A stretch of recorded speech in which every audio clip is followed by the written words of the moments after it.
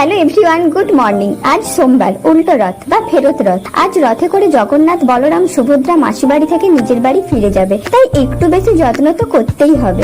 সকালের ভোগে দিয়েছি চিড়ে মাখা, কালাকান্দ, নকুলদানা আর একটু ফল। বিকেলের ভোগ দেবো পায়েস দিয়ে, তাই পুজো করে রেডি হয়ে দোকান গেলাম। পায়েস ভোগের জন্য নিয়েছি গোবিন্দভোগ চাল, আমুল স্প্রে, কাজু, কিশমিশ, চিনি, এলাচ। দুপুরে লাঞ্চ করলাম ভাত, বরবটি, গাজর, বিট একসাথে ভাজা, সাথে একটু পনির ফ্রাই এবং সয়াবিন আলুর তরকারি দিয়ে। আর যেহেতু রথ, তাই বৃষ্টি তো হবেই। চলো আর দেরি না করে ভোগের পায়েসটা বসিয়ে দিই। রথ সাজানো হয়ে গেছে, ভগবানকে ভোগও দেখিয়ে দিলাম। এই রথটা পাশের বাড়ির জেঠুদের, আমাদের বাড়িটা হলো মাসি বাড়ি। এই 8 দিন আমাদের বাড়িতেই ছিল, আবার 1 বছরের অপেক্ষা। এখন বাড়ির সব দেবদেবীদের ভোগ দেখিয়ে দিই। বাচ্চাগুলো রথ নিয়ে পাড়ার একদিকটা ঘুরে এখন অপর দিকে যাচ্ছে। চলো এখন প্রসাদ রেডি করি, বাচ্চাগুলো এক্ষুনি আসলো বলে। তোমরা সবাই ভোগ দর্শন করো, ভোগ দর্শনে দুর্ভোগ কাটে। ঈশ্বরের আশীর্বাদে সকলের মঙ্গল হোক। হরে কৃষ্ণ।